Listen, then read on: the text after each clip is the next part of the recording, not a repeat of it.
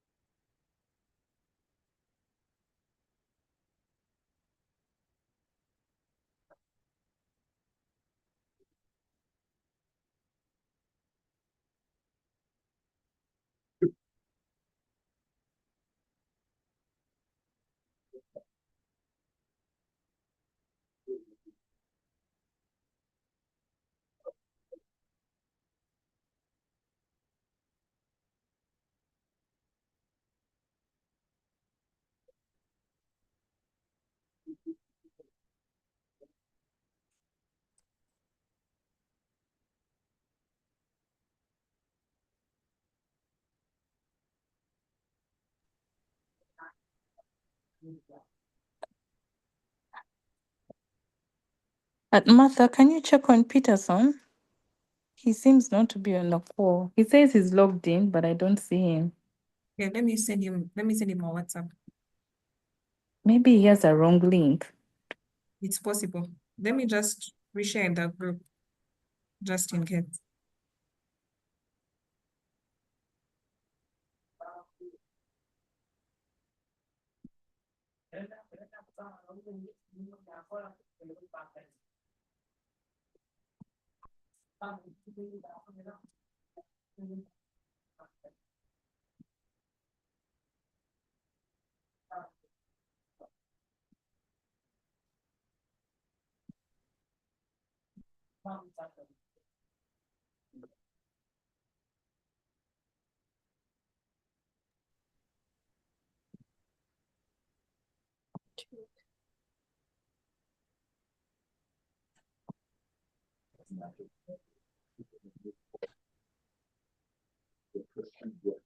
How we predict the when I showed the play about Uganda, we didn't do it. So the people.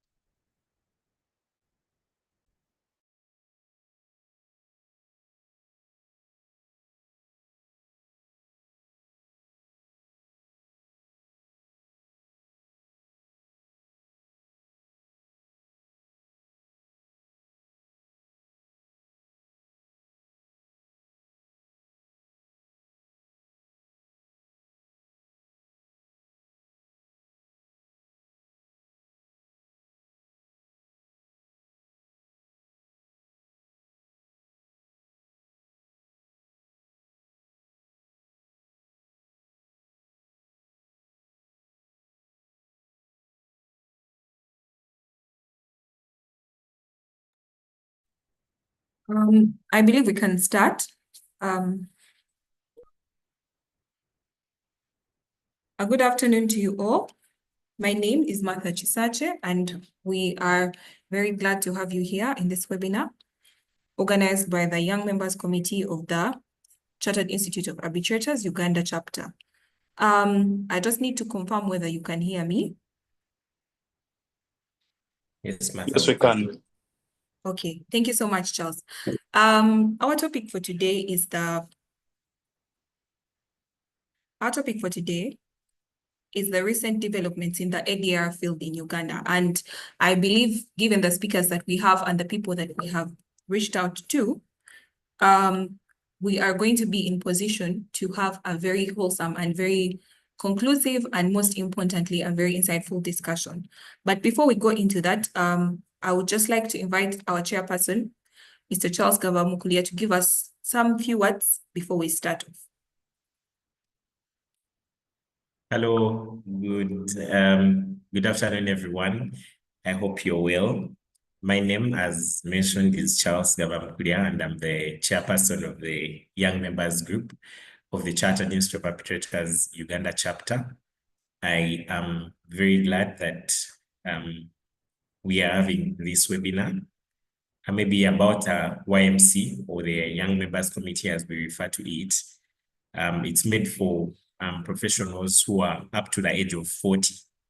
So you're all welcome. I know that's a very big age group.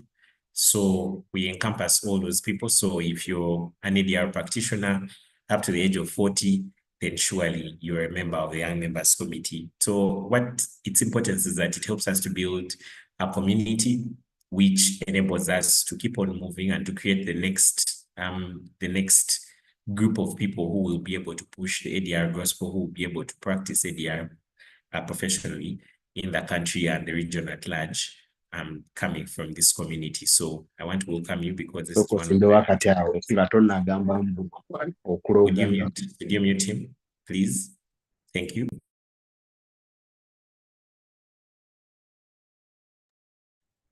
Yes. So I'm really grateful and glad that we've had this webinar, and I welcome you all to this webinar.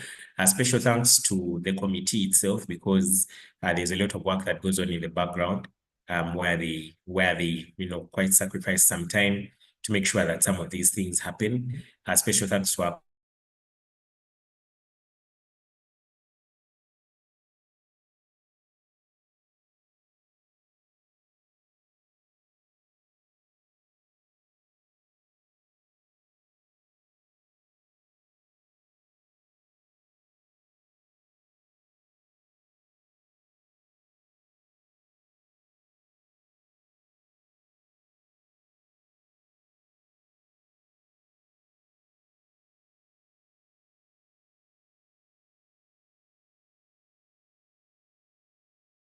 members, despite the fact that they're doing very big things. So I think that shows us that the Young Members Committee is a force to reckon with, and we will be doing very interesting things in the future.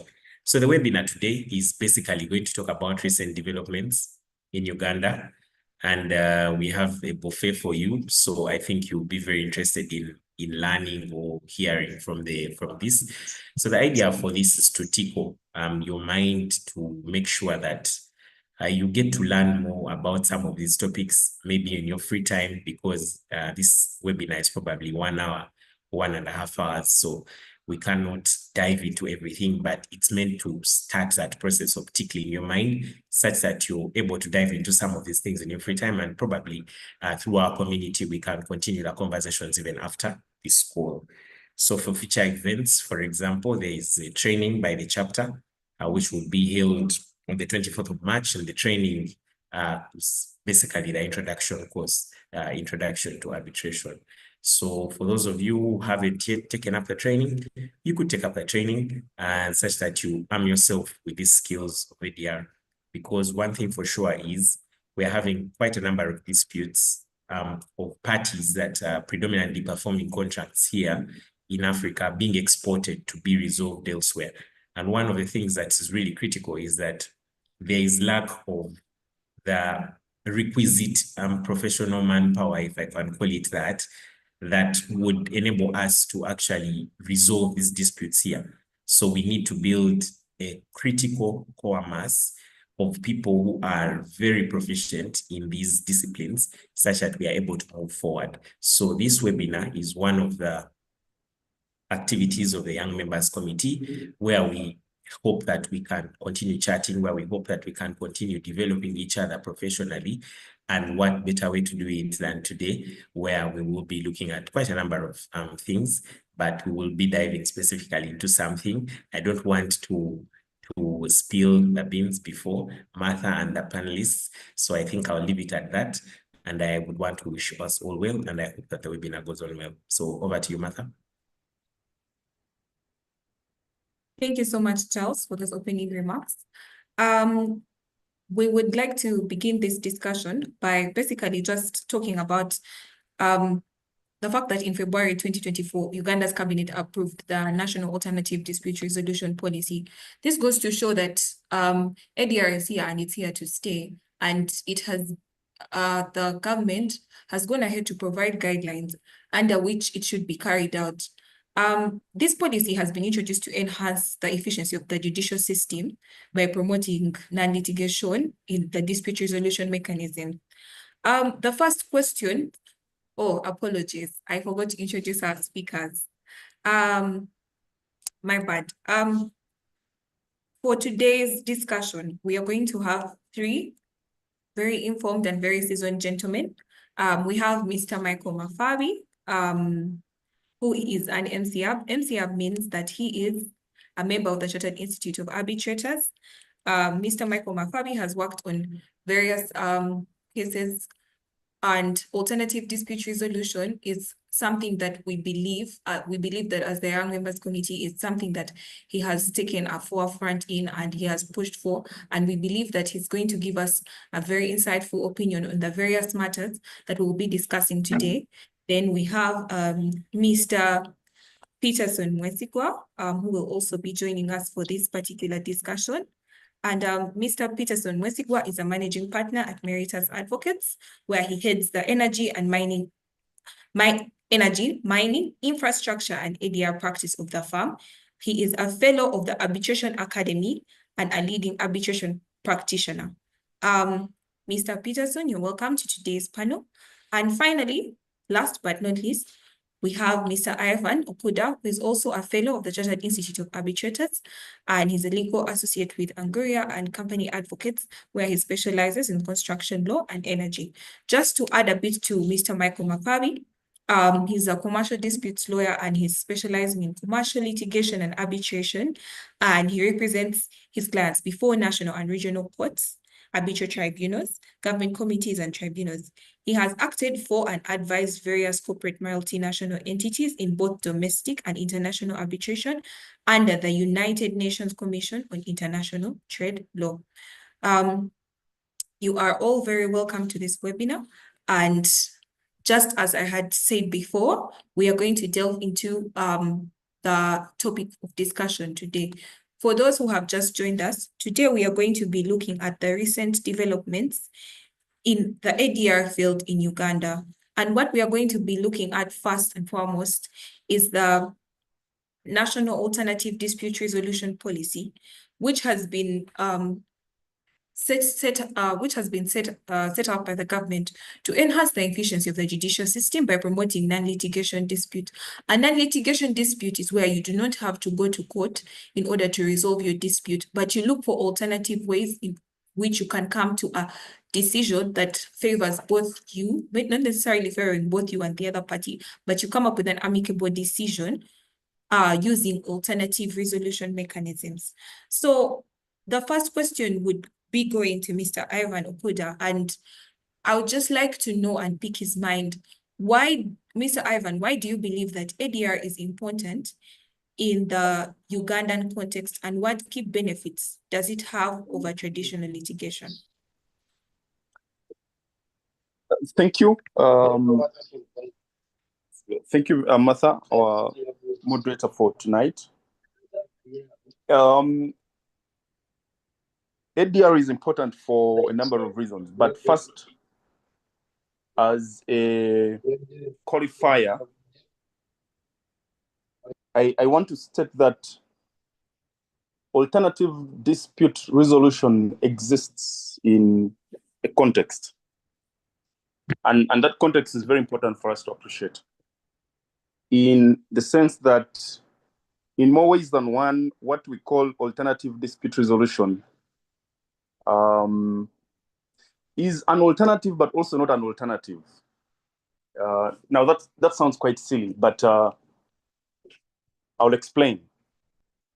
It is an alternative in the sense that you are devising mechanisms of resolving disputes outside a system that is, for all intents and purposes, a vestige of the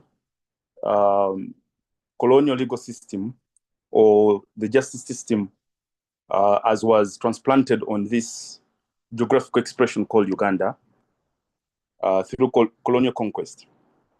Now, that system has its own flaws. And one of the flaws is that it is detached from the lived experience of the everyday Ugandan or the everyday African. Questions such as access, and access means many things. It's physical access, it's monetary access, it's also intellectual access. Intellectual access, for example, in the sense of being able to get a lawyer who can represent you, or being able to make out your case in a court of law.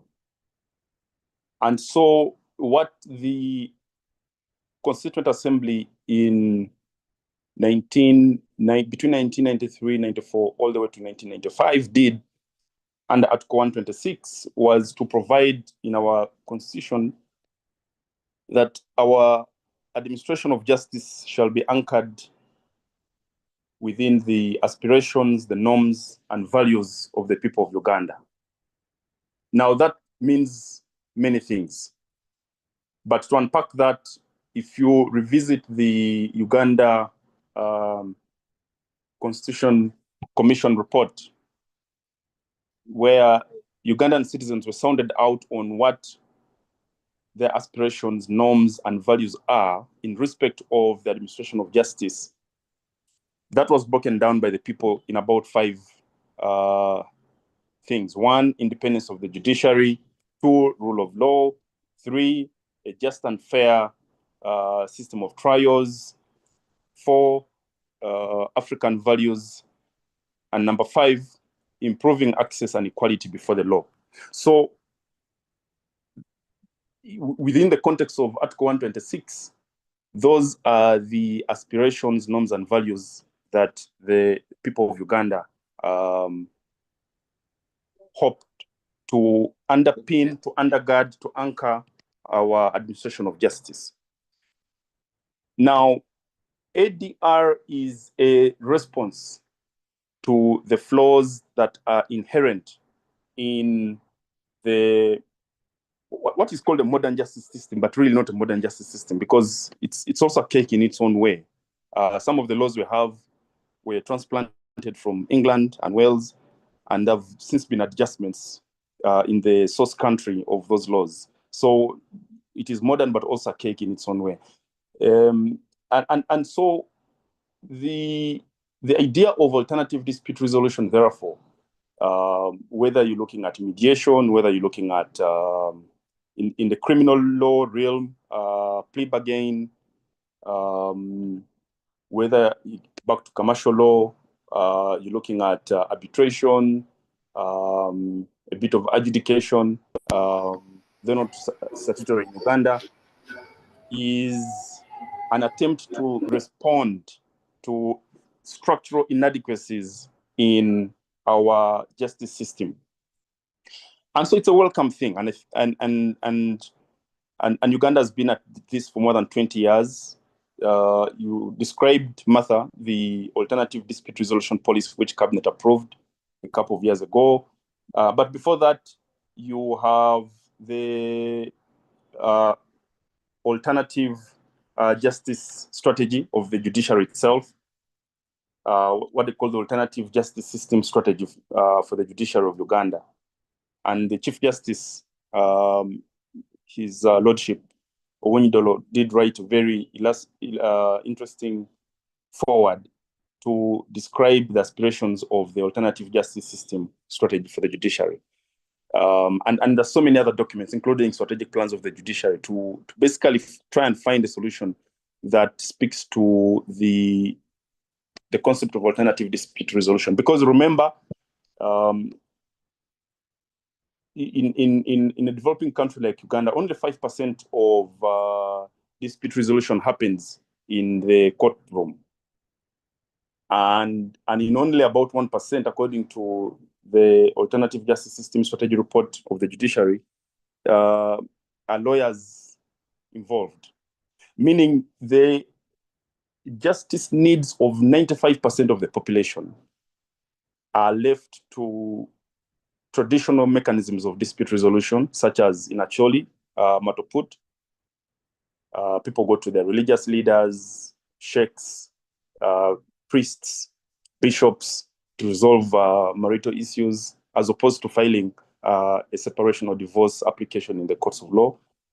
The biggest chunk of our disputes are land, most of which are not mediated in the modern courtroom as we know it, because that courtroom only speaks to the justice needs of 5% of the population. So alternative dispute resolution, in whatever fashion one wants to look at it, is an important component of the administration of justice. But back to my silly statement, it is an alternative which is not an alternative. If you're speaking in the commercial law sense, for example, why is it not an alternative? It's an alternative because, I mean, it's not an alternative in the sense that the state cannot afford to imagine that alternative dispute resolution is a kind of shortcut for failure to build, enhance, and have in place efficient mechanisms of dispute resolution, in the sense that even ADR mechanisms still take you back to the courtroom. if you're doing arbitration, you still can't run away from the courtroom. So if there are structural inadequacies and inefficiencies in the court system, you're still going to have to contend with them. For example, at the level of recognition and enforcement of the award, if you've got it from an arbitral tribunal. I could give an example, which is in our court system, the famous case of Vantage Capital, which is a company from South Africa versus Simba Group of Companies and others. An arbitral award was delivered in London by the London Court of International Arbitration. And it's now more than 2 years, possibly coming to 3 years now.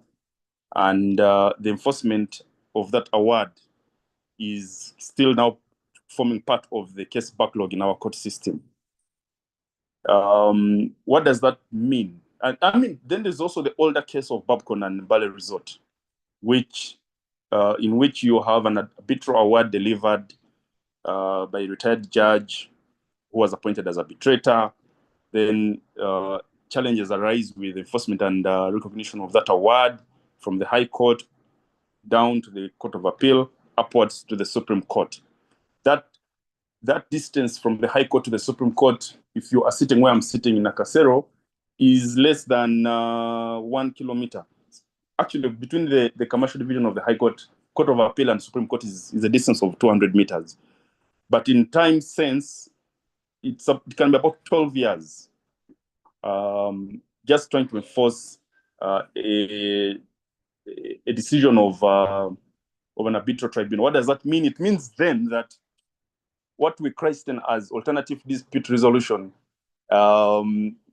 if we are not able to deal with the bottlenecks and structural inadequacies of the court system, does not become an alternative in the sense that whichever way you look at it, you still somehow find yourself having to battle with the challenges of our court system. It could also be something as basic as court referring a matter to arbitration. I've been involved in a matter that involved an arbitration clause. We had a difference of opinion as lawyers on representing the plaintiff and defendant on how to proceed to arbitration. It took the court 3 years to refer us to arbitration. What does that mean? It means that 3 years for the court to determine whether you should go to arbitration or not, possibly another 6 months, maybe 12 months of arbitration, especially if you're going to spend a lot of time on preliminaries before the tribunal is appointed, and then back to the bureaucracy of the court system for recognition and enforcement.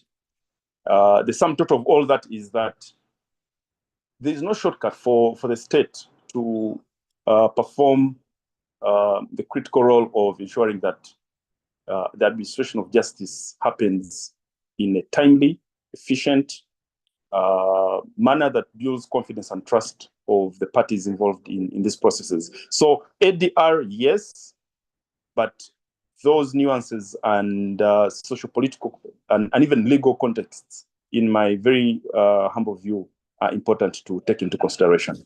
I've spoken for too long, so let me pass the microphone to the next. Thank you, Matt. Thank you so much, Mr. Ivan. The key takeaways from your discussion are alternative dispute resolution is an alternative to the modern judiciary system in Uganda. However, the bottlenecks that affect the ADR mechanisms still take us back to the courtroom. So the question that we would like to ask ourselves, and this is the question that we are going to pose to Mr. Michael Mafabi.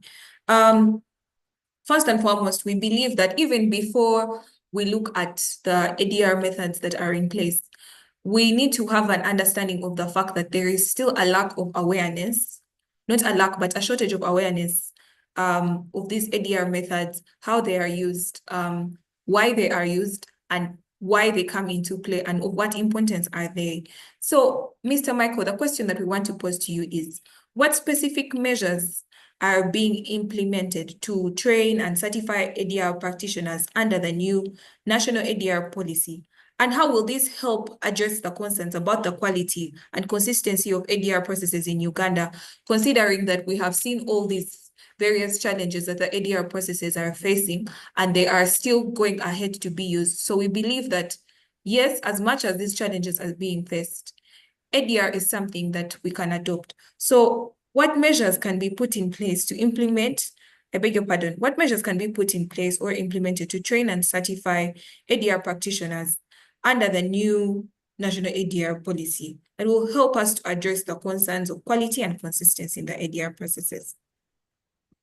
Mr. Michael. Thank you, Martha. If you can hear me clearly. And I'm grateful to Charles and your committee for inviting me to share perspectives on this webinar, as well as to the audience. And thanks to Ivan, who has set us up and almost covered a good chunk of what we were going to discuss. But just to your question, I think the starting point is, of course, to recognize, Martha, that the importance of ADR in Uganda can't be overemphasized. And in particular, because we are now at a critical juncture as a state, where we pivot position as a stable and attractive destination for foreign capital. What does that mean? It necessarily means that you need to have a stable political, economic, social, and legal environment. And I suppose where you're coming from with the question, I'd just like to focus a little bit more on the legal, which relates to a framework. So at the backdrop of the National ADR Summit in 2023, which I think was the first one in Uganda, you had a convergence of many professionals, including the people who dispense justice in our system, the judges, mediators, arbitrators, and practitioners. This was a very good crowd, a healthy crowd to be around, and especially for the young people who are aspiring to become ADR practitioners. And this, of course, has led to the policy, the national ADR policy, which you spoke about. Ivan went into it in a little bit of detail, but more specifically to the issues that are now being raised in the ADR policy. And these relate to the emphasis about efficiency and effectiveness of dispute resolution generally, quite apart from the traditional litigation. And those who were at that National ADR Summit would have heard extensively speeches from foreign people coming to join us, speeches from judges, the Chief Justice emphasizing the importance of training of ADR practitioners. And the National ADR policy also covers that in a sense about sensitization of ADR, about training of ADR, and proposals certainly are coming through the policy on how to equip practitioners in terms of training and the best places to look at for training. Now, just focusing on the training, we've seen, I know recently that about 10 or 12 judges, for example, have been to the Pepperdine University recently to complete the LLM in dispute resolution. Pepperdine is one of the prominent American universities teaching ADR. And we're seeing efforts by the judiciary, again, coming off the ADR policy and what Ivan referred to as the alternative justice system strategy, where judges are being asked to train in ADR and focus specifically on ADR. Now, those who may have read the article last week when the new judges were swearing in before the president, there was a long conversation about equipping judges and emphasis on judges championing ADR all the way from the political class. And that's a good sign. So the ADR policy has provided for room for sensitization through training. And as a strategy, of course, we've seen the judiciary take it up. We are seeing many practitioners now engaging in ADR, which is a welcome development. And many people I know, I can name off head a number of people who are now specializing in ADR, arbitration, mediation, and offering services as ADR practitioners. So that is all coming from the policy, which is emphasizing training and equipping people with skills. We know that there are several initiatives being championed by SIAP, for example. You guys are doing an excellent job in terms of upskilling people, providing trainings, and of course qualifications, and people getting onto a journey for ADR, starting all the way from associate level up to chartered arbitrator. And we've seen a number of fellows. My colleagues who are on the panelists are all fellows. So the academic part of training can't be overemphasized. And I think for me, what I would leave as a note here is that it is okay for the younger people who are aspiring to be ADR practitioners to look out for these trainings. SIAP does a very good job. We've seen other institutions, arbitral institutions, not just locally, but outside of Uganda, who are offering short courses. I think Oxford University is now providing courses on arbitration. And these are to prepare us as we embrace the national ADR policy and prepare for the new dispensation of alternative dispute resolution, that this must find you ready as well. So kudos to the people behind the policy. I think those are some of the strategies that I will talk about, which are under the policy. In the interest of time, Martha, thank you. Thank you so much, Mr. Michael. Your contribution has been very insightful regarding the various areas in which we could look into to equip ourselves with knowledge regarding ADR, because like you've emphasized, it is the future. And now that we have a policy in place, it means that we need to equip ourselves in order for us to be ready when the time comes. Oh, the time is now, not when the time comes, the time is actually now, and we need to equip ourselves and be ready. Thank you so much, Mr. Moving on to the next question. We would like to know from Mr. Peterson Mwesigwa, which measures have been put in, what steps are being taken, or which measures are being taken to ensure the effective implementation of the national ADR policy across all regions, particularly in the underserved regions, the rural areas.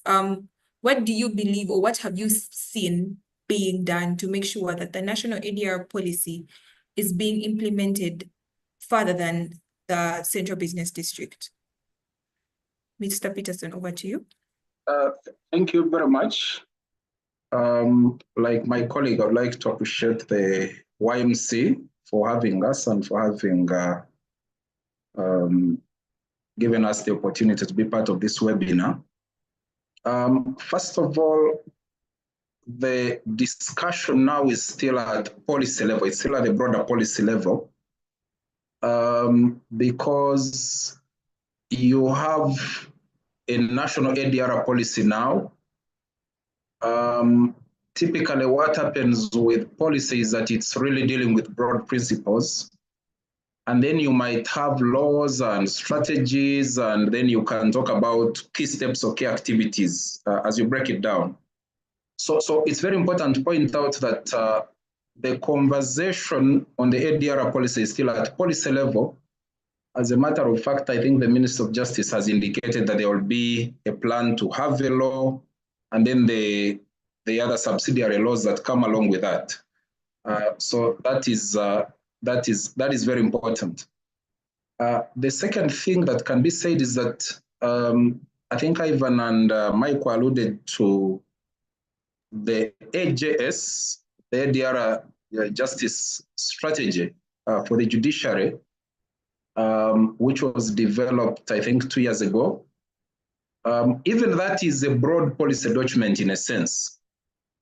So whichever way you look at it, the conversation is still at policy level. In a practical sense, there is so many things happening in the different industries. If you look at banking, if you look at construction, if you look at insurance, or procurement, for example, in all these different industries, ADR is happening in some form. The tax appeals tribunal and all these different spaces.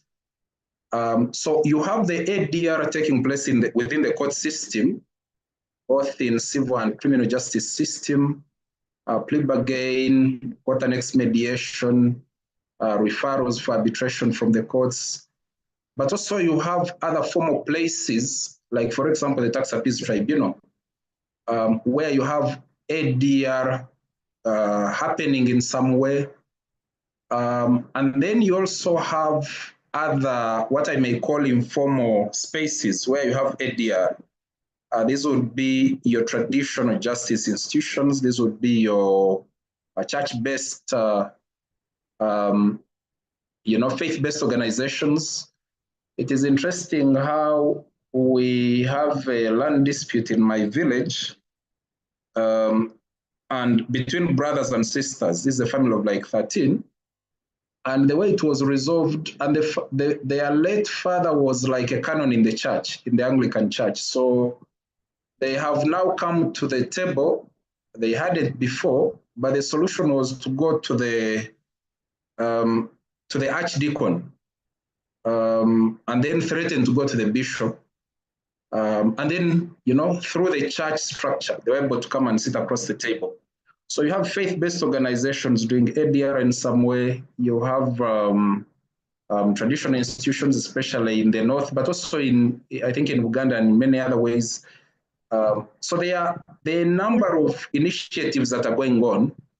It's just that once you have the broad policy, you now need to break it down and be able to see how these different players interact with each other to have ADR mainstream. Because I think Ivan has given us the figures that in fact, 95% of dispute resolution happens outside the court system. So in terms of numbers, the forum that the courts provide is not as important as we think it is. In fact, most dispute resolution happens without the court system. And now broadly, especially within the alternative justice strategy of the judiciary, there's a recognition that you must have a broad view and look at ADR broadly to basically focus on disputes, but also to bring into the picture all these different other players. Now, in terms of the key steps that are being done, I think the direct answer would be that so many things are happening, but I think at a level where you come from policy to law to steps, I think we are not yet there.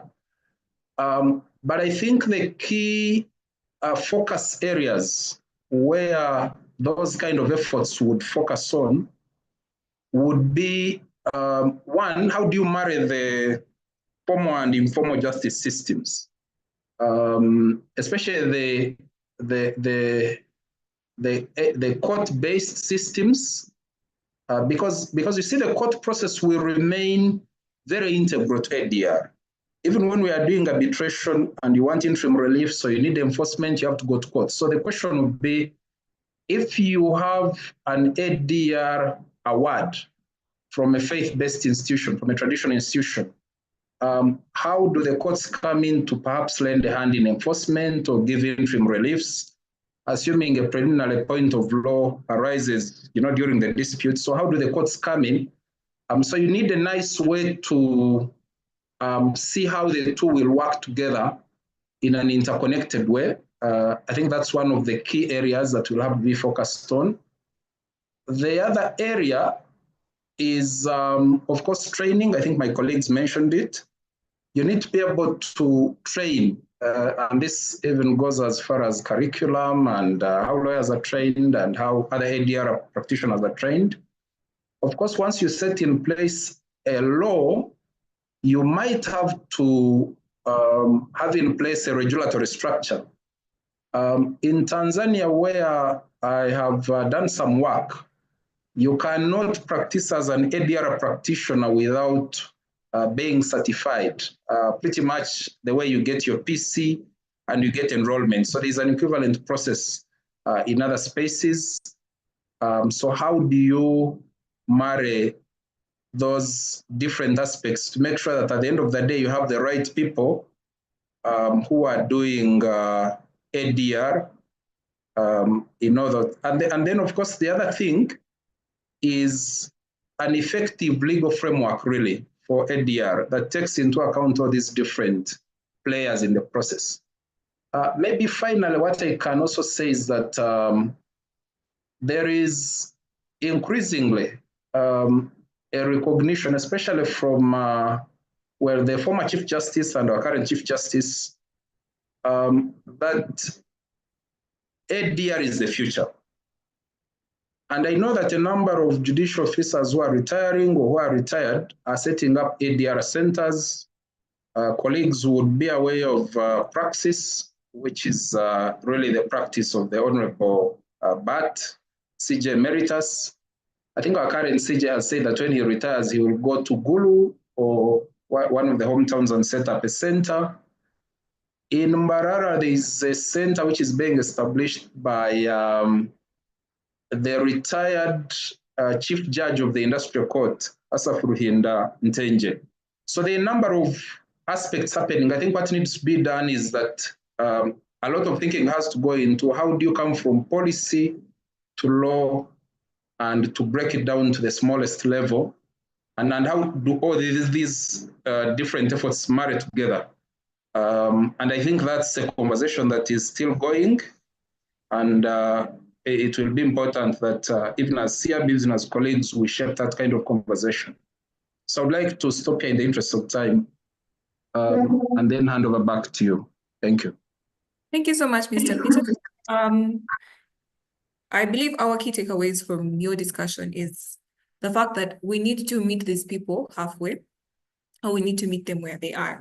Because as you have highlighted, and it has been highlighted before, 95% of the disputes in Uganda are handled outside court. So which means that alternative dispute resolution is already happening. But the question that we need to pose to ourselves is, how then now do we streamline these processes so that the court can now come in and help in the enforcement of the decisions that are maybe reached during these discussions. Additionally, we need to ask ourselves, as people who are in these positions to have this information, what role can we play in our various circles and spheres to be able to make sure that the various people that we influence are sensitized about ADR, they are sensitized about the importance, they're sensitized about the advantages and its shortcomings and the challenges that it's facing. So I believe Mr. Peterson's discussion now goes back to each and every one of us to pose a question to ourselves. With the information that you have on ADR, how are you using it in your sphere of influence to make sure that you are bringing knowledge and sensitization to the people around you? Thank you so much to the panelists. We are going to move on to the next segment of the questions. We believe the first part has been very insightful, and now we are going to be looking at the recent amendments to the Arbitration and the Conciliation Act. The first question would be going to Mr. Michael Mafabi, and we would just like to know what are the key changes introduced by the 2024 amendment to the Arbitration and Conciliation Act, and how do these changes impact the efficiency of arbitration and dispute resolution processes in Uganda? Okay, thank you, Martha. I know that our time is fast spent, but the key amendments under the SEA amendment mainly concern the establishment and functions of CADA.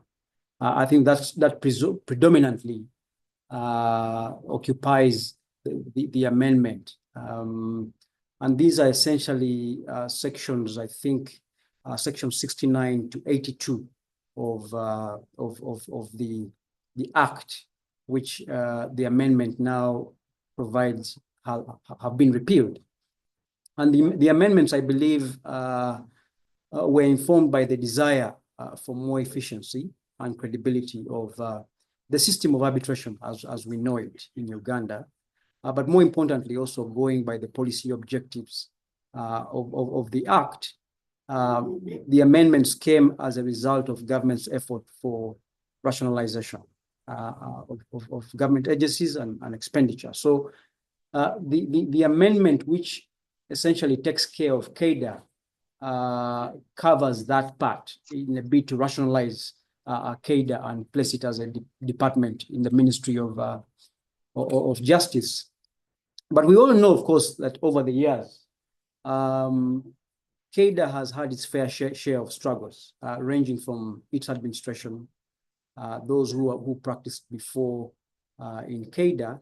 There were structural ambiguities generally, functional ambiguities, as well as the funding problem which CADA faced from government. So it was, affecting matters about legitimacy of the arbitral process, in particular, awards which were coming out of CADA and awards which were coming as a result of arbitrations that had been administered by CADA. And for us who deal with a number of businesses who are in that space, those were key questions, questions about legitimacy.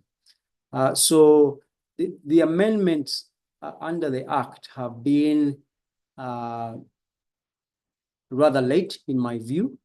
And I think we see the first amendment being the dissolution of CADA. CADA has now been legally dissolved. We don't have CADA anymore as an arbitral institution, seated independently as it was at the commercial court. And I think the amendment now provides that CADA is now a government department within the Ministry of Justice.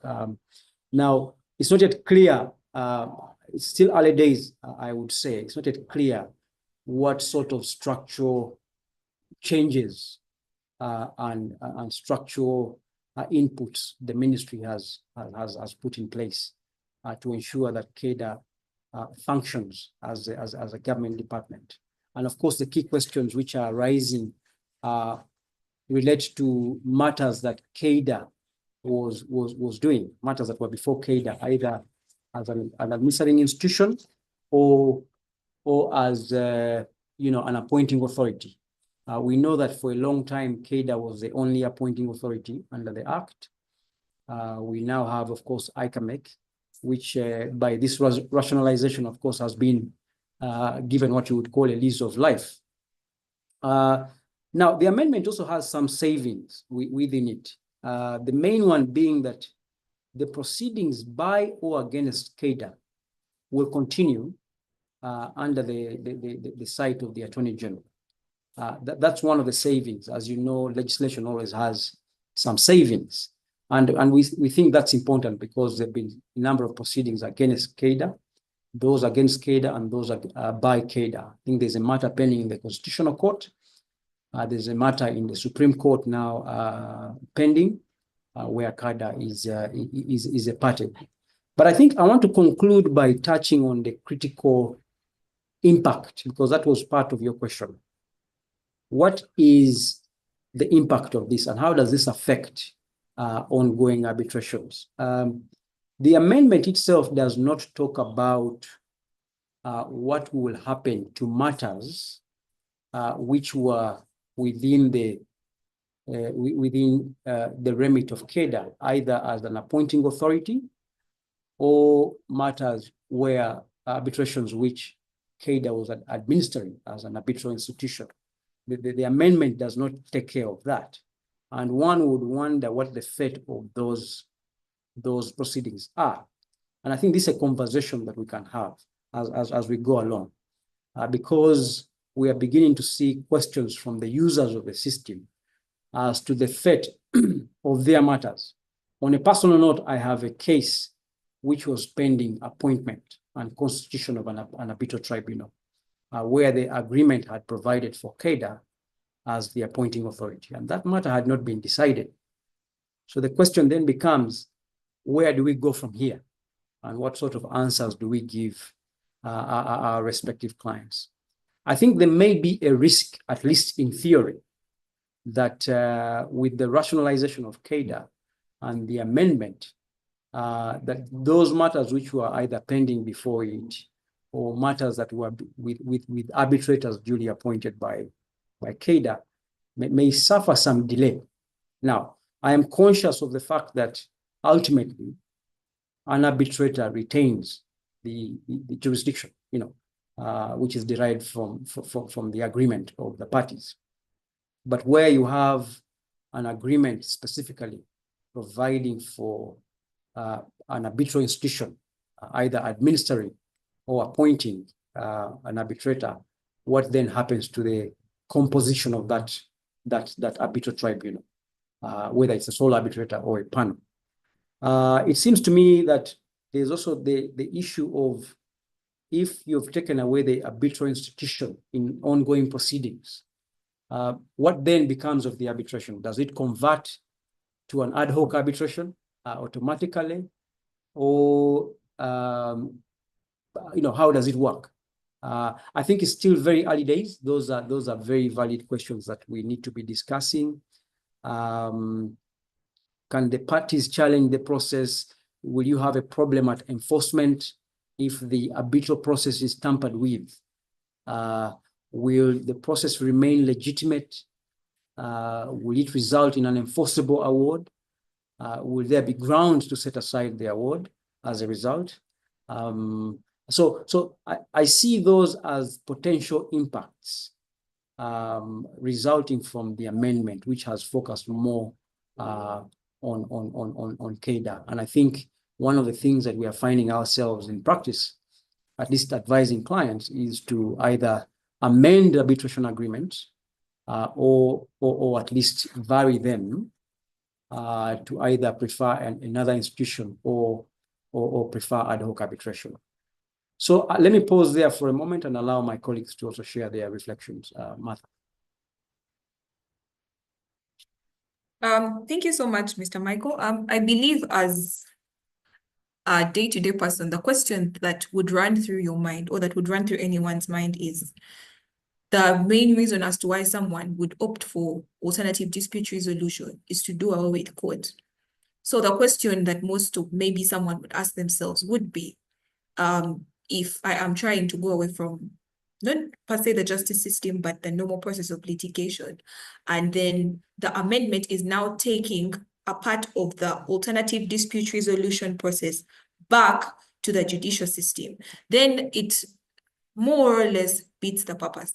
However, that is food for thought. We are going to move on to the question, and the next question would go to Mr. Ivan Okuda, and we would just like to know, how does the dissolution of the Center for Alternative Dispute Resolution, CADA, as a corporate entity and its integration into the Ministry of Justice affect the accessibility and management of arbitration services in Uganda? Mr. Ivan, the floor is yours. Please give us your insight. Thank you, Martha. My quick response to the impact of collapsing or dissolving CADA as a department, or let me say what used to be called CADA, or the defunct CADA, as a department under the Ministry of Justice and Constitutional Affairs, is based on three parameters. One is the nature and kind of work that arbitral institutions do. And number two, regional or international best practice. And number three, I'll conclude with where I think the government got it wrong and could have done better. I hope that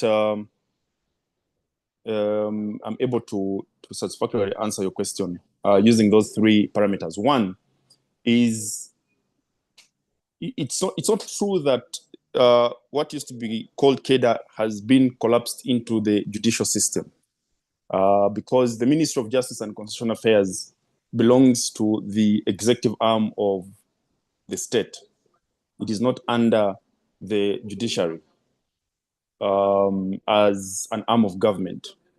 So effectively, by dissolving or collapsing CADA into the Ministry of Justice and Constitutional Affairs, one or two questions may arise. One, and I've seen commentary by lawyers in Uganda and outside Uganda on the implications of that to independence and impartiality of the department, especially where government is a party, especially in the context of infrastructure disputes, where the government, for example, the defunct Uganda National Roads Authority used to be a very famous respondent or claimant in arbitration. I don't entirely agree with all the criticism in terms of KEDA being a department, or what used to be called KEDA being a department in the Ministry of Justice and Constitutional Affairs. I think part of it is born out of a lack of appreciation of the nuances attendant to how arbitral institutions work. So KEDA was an arbitral institution, meaning that it could appoint arbitrators or had the mandate to appoint arbitrators and basically act as a service provider that administers the resolution of disputes. So whether as a standalone institution or as a department under the Ministry of Justice and Constitutional Affairs, the core function of an arbitral institution as a service provider that administers the resolution of disputes is not taken away. There's only been a shifting of how that function is executed and where it is executed. What arbitral institutions do is administer the resolution of disputes. They do not, in and of themselves, necessarily resolve disputes. Although there are qualifiers to that, as we'll see in the next few minutes in my discussion. So effectively, what KEDA does, what the new department under the Ministry of Justice and Constitutional Affairs will do, is continue with the administration of those disputes.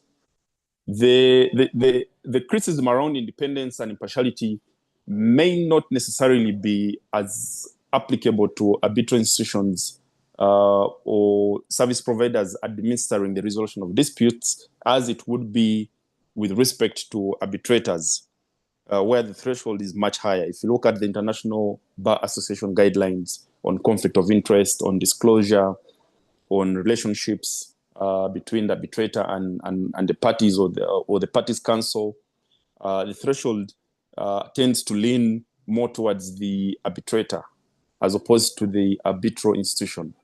But also never mind the fact that the arbitrator is appointed as a function of party autonomy. The parties have got to consent to the arbitrator, and whichever party is dissatisfied with a particular arbitrator has the option of rejecting or challenging that arbitrator. So those basic tenets, in my honest and humble view, will not be taken away, even as what used to be called KEDA becomes a department under the Ministry of Justice and Constitutional Affairs. The core values that any party, be they a claimant or respondent or counsel for the parties, is looking at is independence, meaning you have no relationship whatsoever, social, financial, with any of the parties or their counsel. Number two, neutrality, meaning in the context of, for example, International Chamber of Commerce arbitrations, you do not have or share a nationality with any of the parties. In other words, in terms of the psychology of one of the parties, you are neutral in the dispute. And then number three, impartiality, which means that you bear not any bias with respect to either the parties or even the subject matter of the dispute. Those three values will have to still be maintained, even as what used to be called KEDA becomes a department under the Ministry of Justice and Constitutional Affairs. The challenge with having it as a department under the ministry is that you have very serious perception issues. And perception could potentially feed into, for example, parties being uncomfortable with the administrative function of the arbitral institution, for example, with respect to appointment of arbitrators. Never mind the fact that the parties eventually have the ultimate say on whether they are comfortable with that arbitrate or not. But those perception biases, perception biases will still obtain. I think the government got it very wrong, and they did it the wrong way. They regional and international best practice would have informed a better approach. Rather than have it as a department, they would, for example, have taken the approach that other countries have adopted. It is not a bad thing for the government to have an arbitral institution that is created by law and even funded by government, as some commentators have argued. In Egypt, for example, which is one of the most respected venues for arbitration on the continent, but also globally, the Cairo International Center for Arbitration was created as a product of an agreement between the Egyptian government and the London Court of International Arbitration. In 2018, the LCIA opted out of that agreement, and that Cairo Center remains now as an independent institution, and it has gone ahead to deliver arbitral awards, including one a few years ago of $1 billion in damages against the Egyptian government. In Mauritius, you have the Mauritius International Arbitration Center, also being created as a function of an agreement between the Mauritius government and an international framework for arbitration. And it has never taken away the independence of that institution, never mind the fact that it gets funding from the government. In Nigeria, you have the Lagos Arbitration Center, the Lagos Court of Arbitration, which was funded by the Lagos state government with a law particularly created to create it, promulgated to create it. In Kigali, you've got the Kigali International Arbitration Center created by the government with full support of the government. Its credibility has not been necessarily tainted by the fact that it has full support of the government. In Nairobi and other institutions, arbitral institutions, you've got robust government support for these arbitral institutions. But where the government got it wrong is to have, in my humble view, negated the fact that the credibility of the arbitral institution is as important as the process that leads to the formation of that arbitral institution.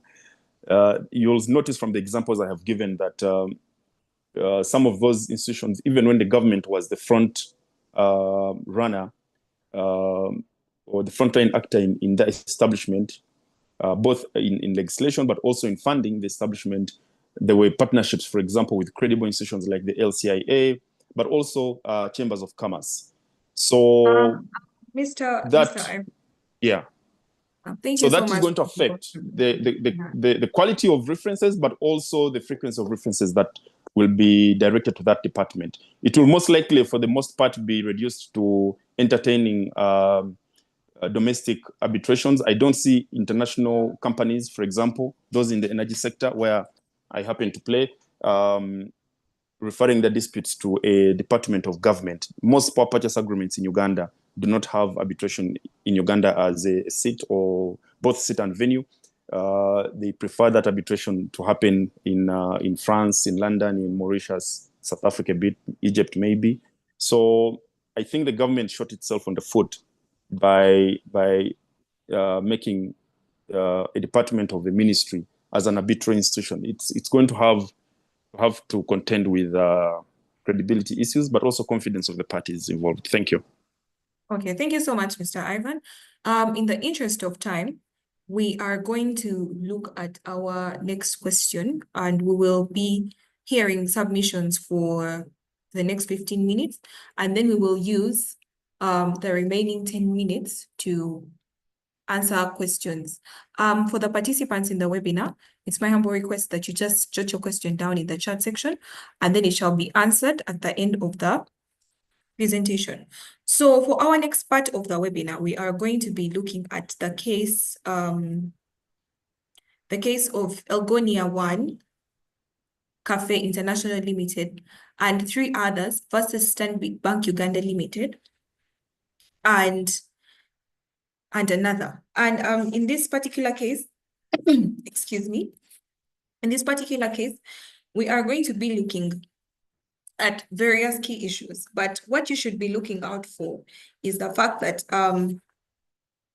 the applicants sought to set aside an arbitration award, and this case involves a miscellaneous application brought under Section 34A, 4 and 7 of the Arbitration and Conciliation Act. The key issues in this case, one was the arbitration agreement, and the referral to the arbitration agreement was based on the arbitration clause in the field warehousing and storage agreement between the first applicant and the second respondents. Next, in this case, we're going to look at the amended defense and counterclaim. And we look at the fact that before the arbitration hearing, the first respondent filed and amended a written statement of defense and counterclaim. But to shed more light and to bring a more insightful perspective on this case, we are going to invite Mr. Michael Mafabi to share with us what the key issues were in his perspective, and being the fact that he had a front seat, what are the highlights of this case and of this court and of the court's decision, and what would be the key takeaway from the decision? Mr. Michael Mafabi, the floor is yours. Okay, thank you, Martha. I think you've covered part of the factual narrative. I'm conscious of time, but the case which was decided was an application to set aside.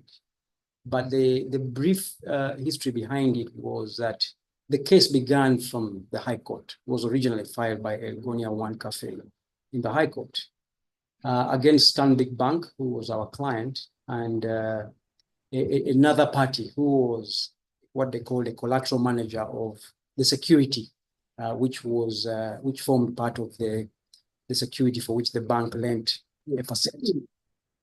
Now, at the heart of that matter were five agreements. There was one agreement which contained the arbitration agreement as between the plaintiff, Elgonia 1 Cafe, and Stanbic Bank and the collateral manager. So that agreement was a collateral agreement which governed their relationship and contained the dispute resolution mechanism. But at the same time, there were additional agreements which accompanied that agreement. One of which was a mortgage because there was security involved in the transaction. And then there were guarantees, 2 director guarantees and 1 corporate guarantee, which was given by a sister company, a related company of Elgonia 1 Cafe. Now, when the matter came up in court, the second respondent raised an application for a reference to arbitration. The court referred the matter to arbitration. When the matter went to arbitration, Stanbic Bank sought to amend its defense and counterclaim to introduce the related party, who was called Elgonia Industries. So you have Elgonia 1 Cafe, and then the new party in the arbitration is Elgonia Industries, who is a related entity to Elgonia 1 Cafe. Now, the matter went to arbitration and ultimately was determined on the counterclaim. The main claim by Elgonia 1 Cafe was dismissed by the tribunal, but the tribunal granted an award on the counterclaim for the sums of money which had been lent under the agricultural loan facility between Stanbic Bank and Elgonia 1 Cafe. So the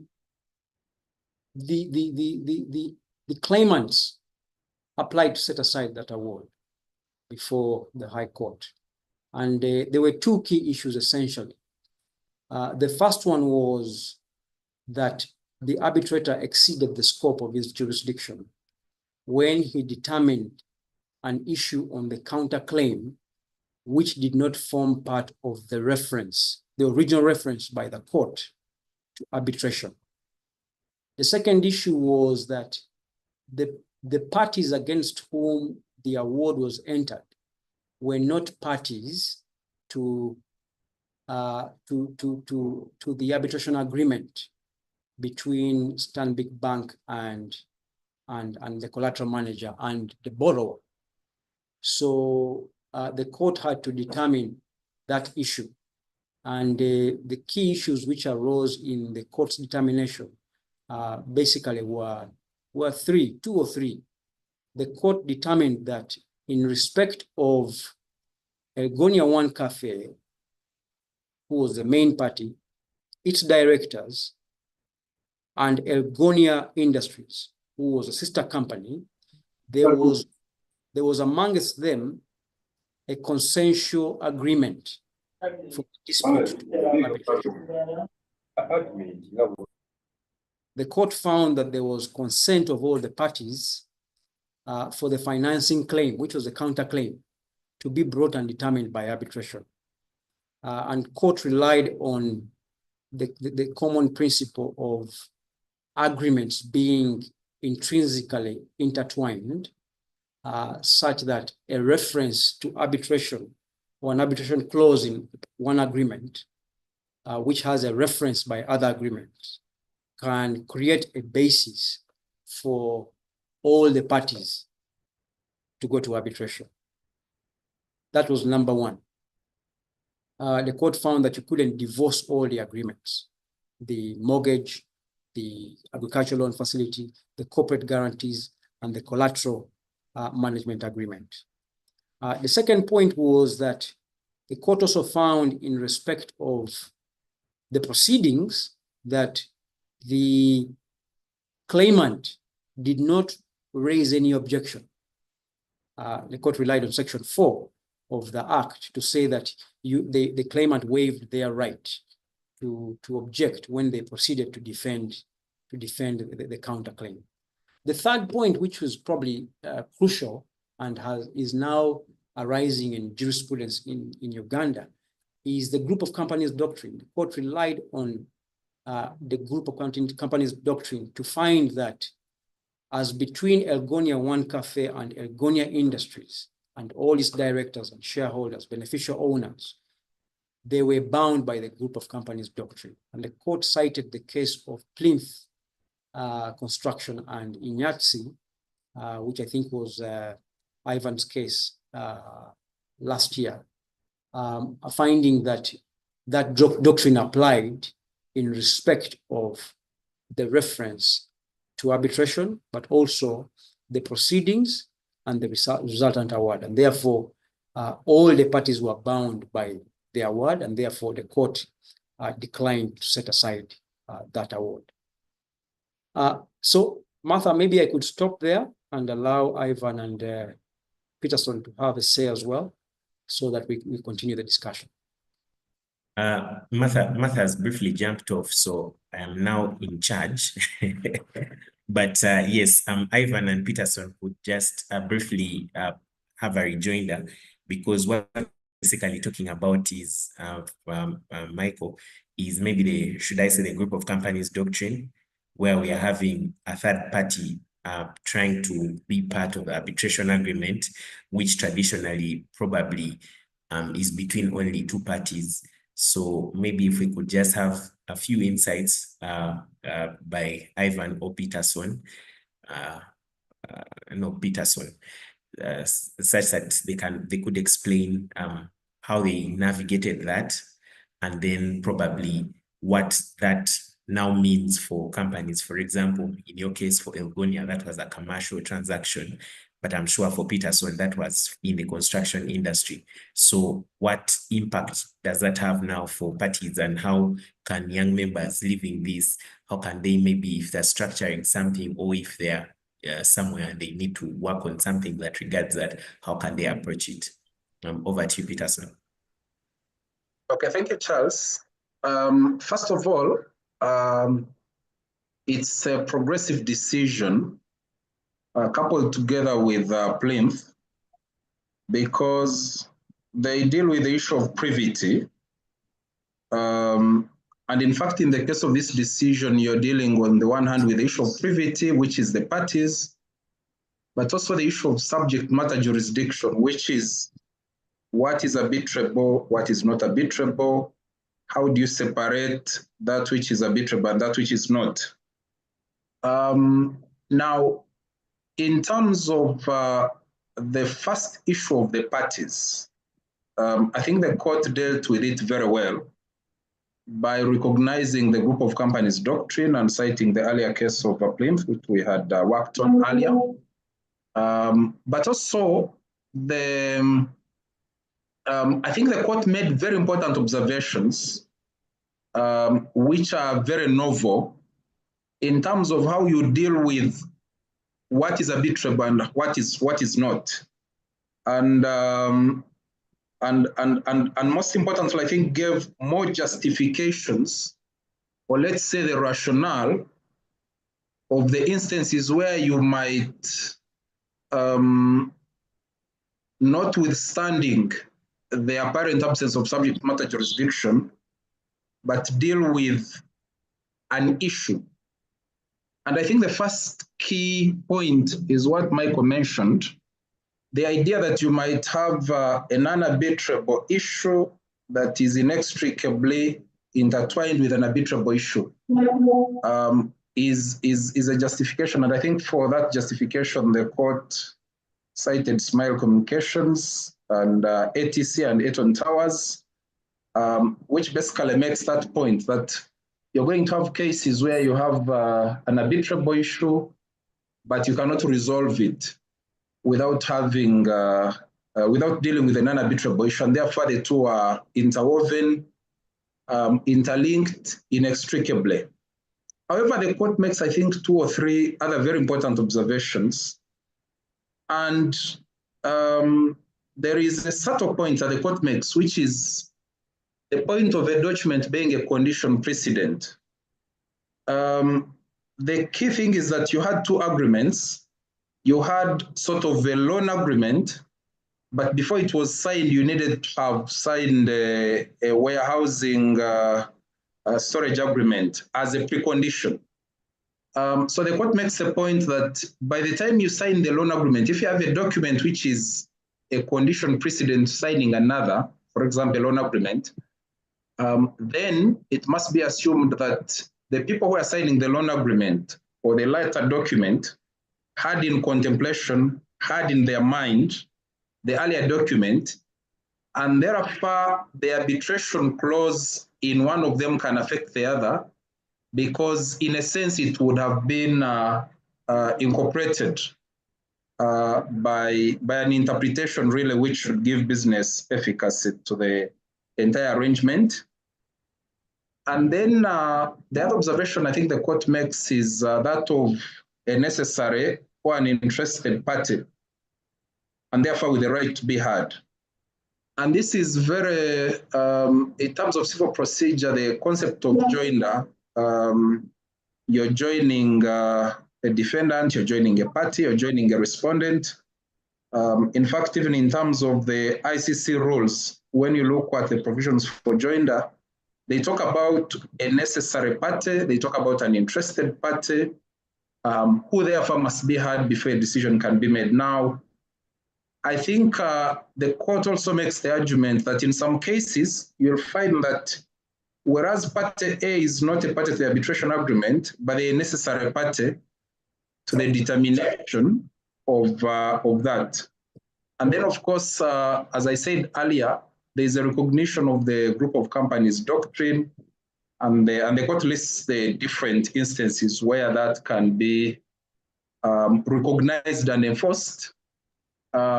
Key to note, of course, and this you get from the decision of Plymouth, which was cited, is that the group of companies doctrine is really a recognition of a factual scenario where you either have an agency relationship or you have somebody hiding behind a corporate veil, which typically happens when you have a complex business structure And sometimes it's one way to make sure that enforcement becomes complicated. So then I think taken together, I think the court in that case expanded, especially when you're dealing with subject matter jurisdiction, the court expanded the different instances when you can extend that jurisdiction and bring everyone under the arbitration agreement, which in a way, of course, is intertwined with the issue of privity. So I think that's briefly what I can say, Charles. Over to you. Thank you very much. Thank you very much for your insights, Peterson, because you clearly you start the conversation by talking about the arbitration agreement, the doctrine of privity, and instances where third parties could, in a way, be joined to the arbitration process by the realities of maybe the drafting of the contract or the realities of the structures of the companies. So Ivan, maybe you could help us wrap up this conversation by giving us your insights before we go for the Q&A. Thank you, Charles. My colleagues have captured most of the issues. Maybe just to a bit on the issue of non-signatories in arbitration, and as a second limb to that, or one of the many limbs to that, is the group of companies doctrine, which sometimes gets cited more often. The idea of having a non-signatory to an arbitration is alien in the sense that it turns the tables on established principles of law, such as privity of contract, the separateness of parties in company law, or separate legal existence or legal identity of parties, and arbitration being between parties that have agreed to arbitration before hand. So it is an innovative means to enjoin parties, or what is called non-signatories to the arbitration, that has gained popularity since the famous arbitral award that was delivered by the International Court of Arbitration of the International Chamber of Commerce in France in 1983, in the famous Dow Chemical versus Isovat Saint-Gobain's case. That case went up to the Supreme Court of the United Kingdom, where enforcement was sought. But the brief facts are that you have a company that has several subsidiaries. The easiest example to give in the context of Uganda is, for example, the Mera group of companies, where you have one company having not less than 20 subsidiaries. So the subsidiaries of the mother company sign contracts, or a contract with a party, and that contract has an arbitration agreement. Now, when a dispute arises, the mother company is added onto the arbitration. Never mind the fact that it did not sign the contract between the party that has commenced arbitration and itself. Basically, that's what happened in that Isova case involving an American company. And when the parent company seeks to disengage from the arbitration on the basis of lack of privity of contract, and therefore shooting at the heart of whether the arbitral tribunal has jurisdiction or not, the question for the on jurisdiction eventually revolves around whether there is an arbitration agreement or not. Now, in the absence of an express written arbitration agreement between the parent company and the company that has commenced arbitration, there's a lot of controversy across the world. So what happened in that ICC decision was that Dow Chemical, which was the mother company or the parent company, was added onto the arbitration by the arbitral tribunal. That matter, eventually, the arbitral tribunal delivered its award, and enforcement and recognition was sought in the United Kingdom. The High Court, Court of Appeal, all the way to the Supreme Court of the UK rejected the enforcement of that award, on the main thrust of the argument being that the arbitral tribunal had not applied its mind correctly to the French law position on whether there existed an arbitration agreement or not between the parties. And again, still in the UK, another very famous case is Dalla versus Pakistan government, where again, a company added or sought to add the government of Pakistan as a party to the arbitration, arising from a contract between that company called Dalla and a trust which had been introduced to Dalla by the government of Pakistan. Again, the UK Supreme Court rejected the addition of the government of Pakistan in that award. Now, those two cases are very important because Elgonia and the Plinth case are based on arguments that were made by the courts in those cases and others. They're important because the thrust of the UK's decision, or the UK court decision, is not necessarily to reject the idea of joinder of non-signatories to the arbitration, but to set the threshold quite high in the sense that the party that seeks to bring the non-signatory to the arbitration must prove, as of necessity, the existence of what Lord Collins in the Dalla case calls common intention. And Mr. Mafawi did point to that in his submission. In other words, it is not enough for you to just drag a non-signatory to your arbitration. You must demonstrate to the satisfaction of court, where the enforcement and recognition of an award is being sought, that there was indeed common intention between the non-signatory to the arbitration agreement and the party that commenced the arbitration agreement, the arbitration proceedings. In the Dalla case, what the UK Supreme Court took issue with, again arising from an arbitral award from the International Chamber of Commerce, was that the arbitral tribunal had overstepped its mandate and not appreciated the facts correctly, to the extent that there was not sufficient evidence to demonstrate that the government of Pakistan was a party to this contract. All the government had done was to introduce Dalla to the trust and facilitate business.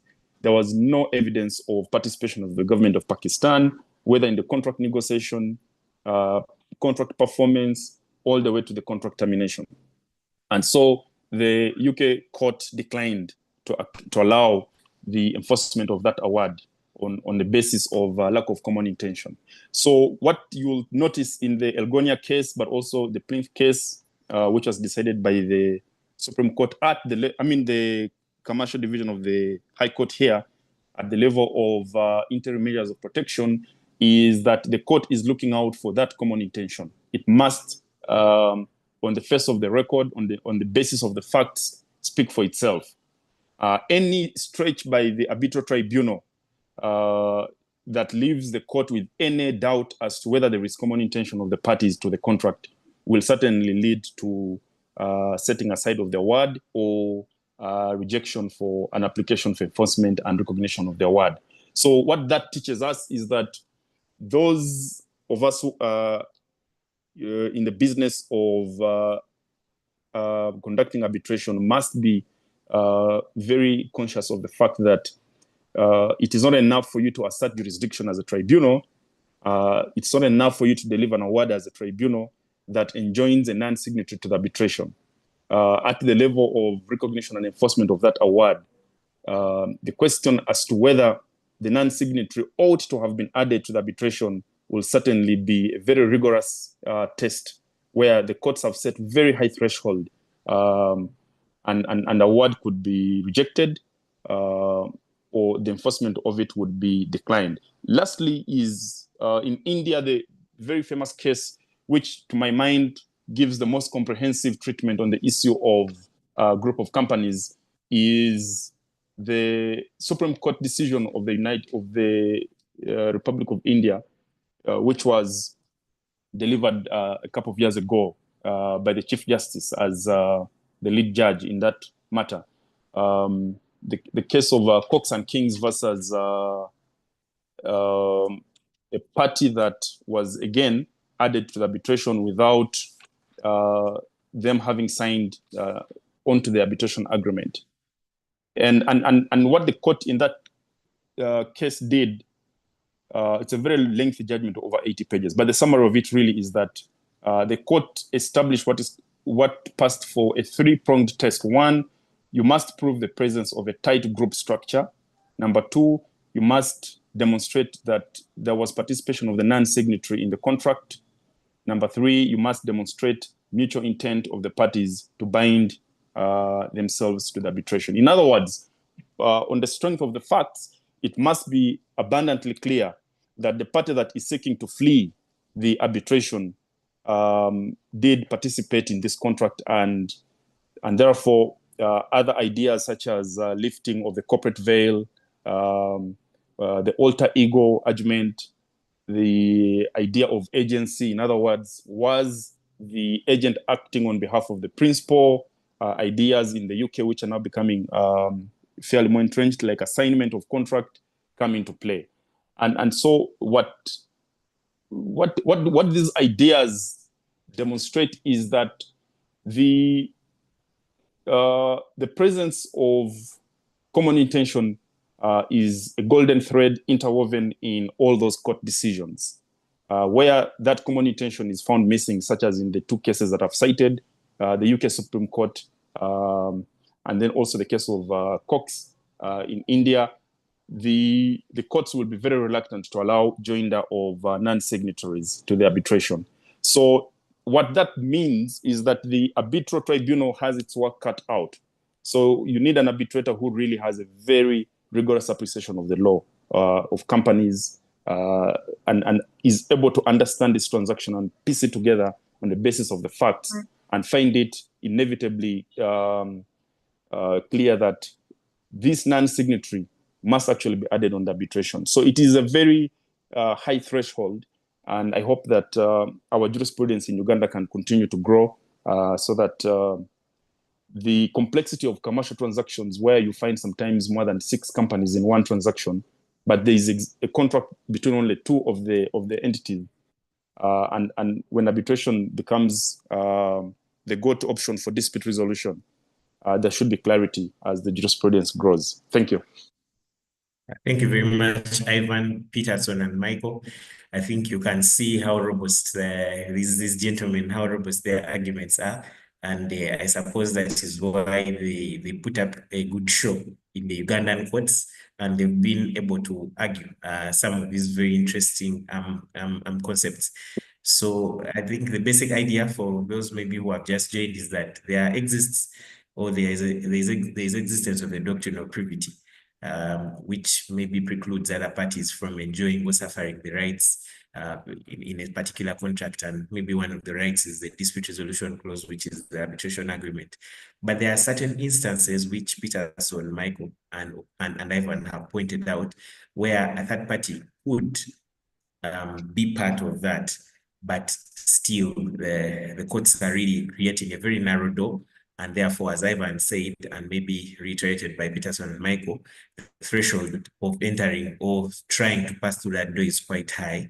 But we have had quite some jurisprudence, or we've had some settled cases here in Uganda where counsel, that is Peterson, Michael, and Ivan have been able to meet that high threshold and been able to successfully argue that other parties need to be involved in this, or they need to suffer or benefit from the arbitration agreements, maybe by proving that there was a corporate veil, trying to lift it and prove that there was a single economic reality, or trying to prove that there were other issues that were so interlinked to the already existing contract that this couldn't be argued without the other parties being involved, which is quite interesting.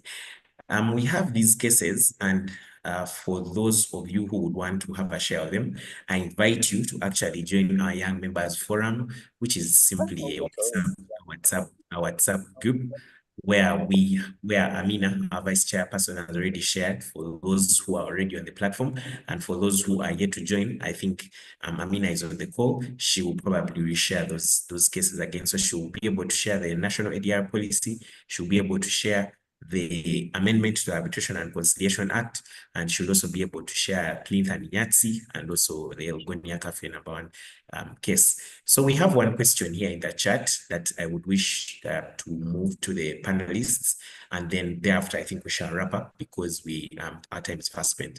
So the question from Doreen Sabuka is that, and I think this will probably go to Michael, where an agreement does not provide for the appointing authority and the other party fails or refuses to comply with the arbitration clause, how do you proceed? More so now with the abolition of CADA.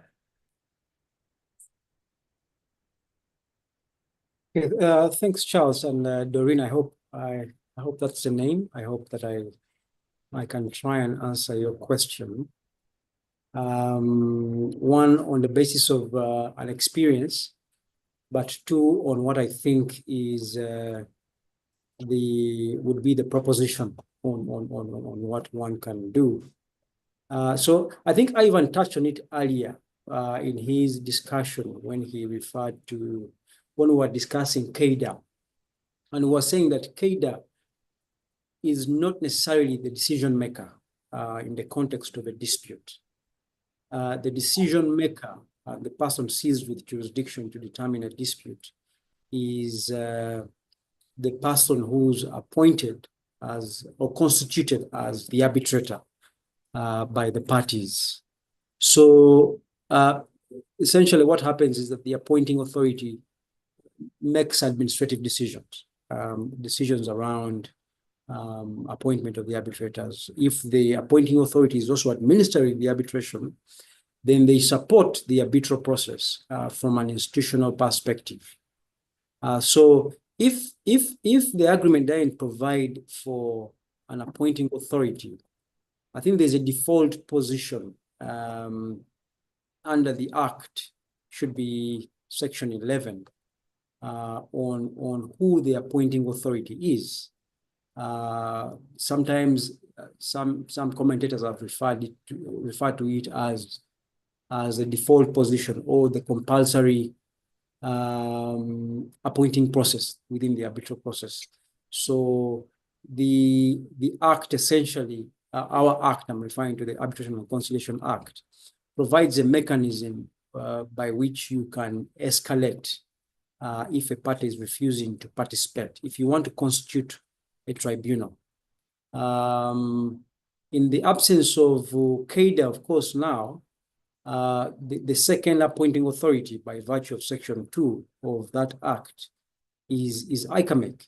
And I think ICAMEC is now, by an instrument which was issued in 2020 by the Ministry of Justice, they are now fully designated by, I think it's legal instrument number 25 of 2020.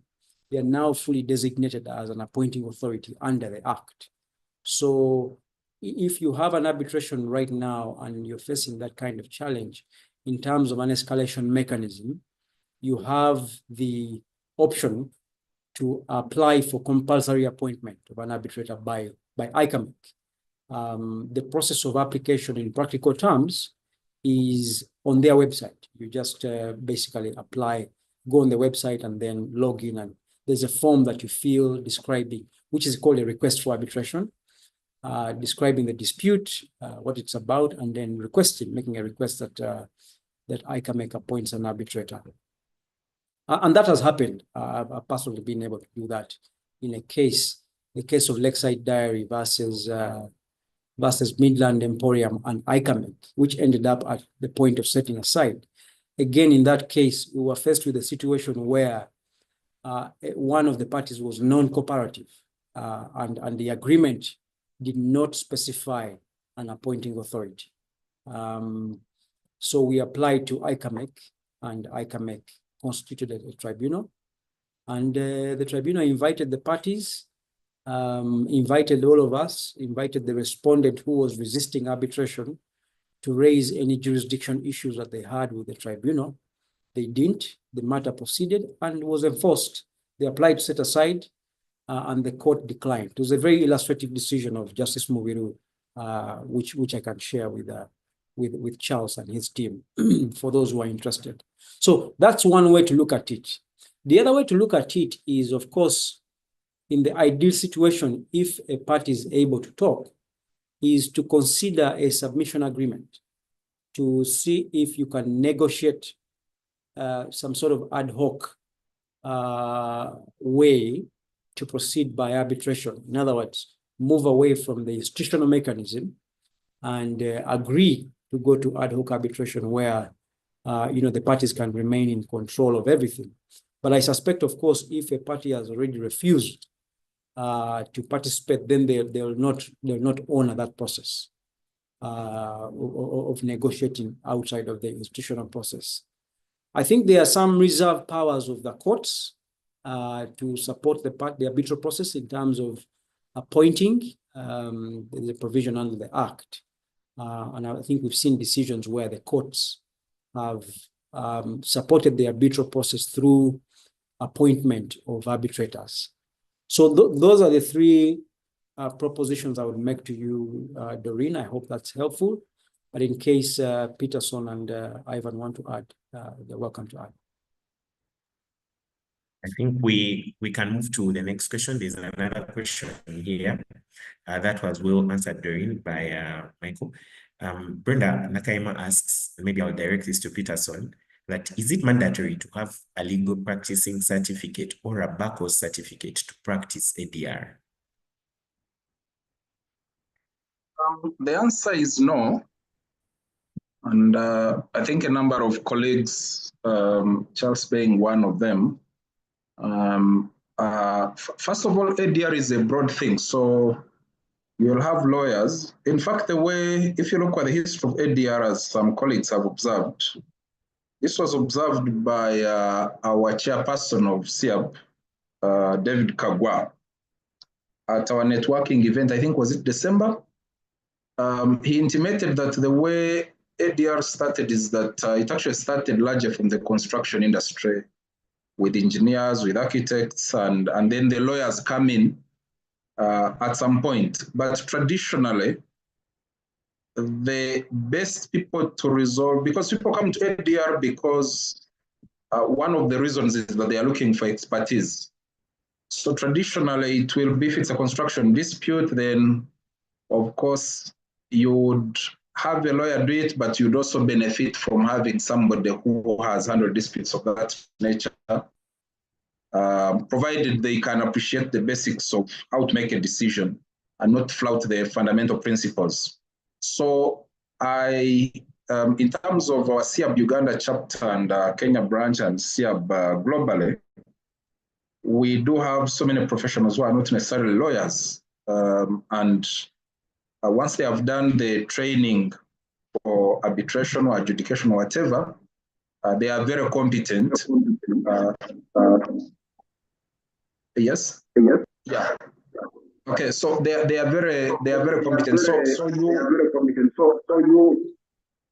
Okay, I think there is some feedback, but there is no requirement that you must be a lawyer or a qualified lawyer. I think what is important is to do the training for arbitration, for example, through SIAB. And then, of course, as I said earlier, once the policy and the law and the framework of regulating how the practice goes, then, of course, to comply with the requirements for practice. But certainly having a PC or the bar course would not be one of the requirements, although it would be helpful if you had the bar course and the PC, because then it means that the legal aspects you're covered. So for the non-lawyers, I would say that interest yourself in contract tort and all these things that you cover through the SIAB training process. And for the lawyers, I would say that I think it would be good to interest yourself in the kind of disputes which expose you to the intricacies of specific areas of your practice of interest, a bit construction, a bit banking, and so on and so forth. I'm saying many things, but I think the short answer is no to the question. Thank you, Charles. Yeah. Yes, thank you very much. I think the questions that have Maybe been... Charles, I can just add on that. Okay, you can maybe in 1 minute. Yeah. I associate myself with Mr. Musiga's submission, but I think that for the benefit of the discussion, I just want to add the fact that the beauty with alternative dispute resolution, such as mediation, ADR, adjudication, is that the parties in exercise of their autonomy in determining how the dispute should be resolved enjoy one peculiar advantage, which ordinarily you wouldn't enjoy in the court system. And that advantage is in choosing people that know what they're doing, in the sense of, if you have a procurement dispute, you probably will even prefer a non-lawyer to a person who understands procurement, is schooled in it, practiced procurement, and therefore understands the intricacies as an arbitrator. In the context of construction, engineers are usually popular choices for arbitrator appointments, and different other sectors, banking, insurance. You've got a whole new area of law, such as AI now, for example. Not if you wouldn't subject your dispute if it involves hard stuff in the area of technology to a 6 or 7-year-old judge who probably doesn't even have a smartphone. You probably want, and doesn't understand what Bitcoin is and that kind of thing. So you probably want someone who is skilled in that area and is up to task with, up to date with latest trends and understands the intricacies of the new digital age. So that's a bit of ADR. And as part of enhancing access, the rigor of someone having gone to a law development center and being an enrolled advocate is not applicable. But of course, it's important for this interdisciplinary ecosystem of professionals to continue learning, because we're all learning on the job. If you're an engineer, you want to learn how to write an arbitral award, so you probably want to undertake a course that will enhance your abilities in writing an arbitral award. Because remember, it doesn't matter how much substance in terms of engineering that you appreciate, that award must pass the most important test, enforceability. In fact, at the Chartered Institute of Arbitrators, UK, when you're doing exams for fellowship, a very important threshold you've got to pass is that of enforceability of the award. In other words, you must write an award that is enforceable in any part of the world, or whatever jurisdiction you are being examined on. So you don't want an award that is big on substance, but then gets set aside or rejected for enforcement because the arbitrator, whereas he's an expert, did not appreciate certain basic tenets of arbitration, which can be used as a technicality by the other side to have the award set aside. So the long and short of it is that we must be thirsty for knowledge. We must continue to learn, regardless of our professional career paths. If you're a lawyer, you probably want to do a course in arbitration and construction law to have an idea of what FIDIC contracts are and that kind of thing. Thank you.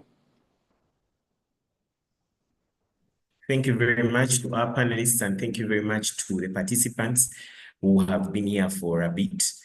I want to take this opportunity to thank Peterson, Michael, and Ivan very much for sharing with us, and also for accepting our invitation as the young members to come here and to have this evening, this Friday evening. You probably would have been doing many more interesting things, but you're here to share with the young members, and I think that is a very big and good sign from you. So I want to take this opportunity to give you a round of applause for that. And I also want to thank the different members of the Young Members Committee who have also tried to put this together. And finally, I want to thank our participants. Remember, I have shared the link to our group in the chat, so you could join the group, and then the cases that have been referred to by our panelists have also been shared in the chat. So that's it for today. I want to thank you, and thank you very much. We will be calling you once again for other activities. We will be looking forward to launching university fellowships or something like that. We will have many more webinars, some involving international practitioners from other young members groups. So just keep on the lookout. Every time we call you, just make sure that you join. I'll be looking forward to interacting more with you with the other forum. So thank you and have a good Friday. I think that's it for today. Thank you. Thank you.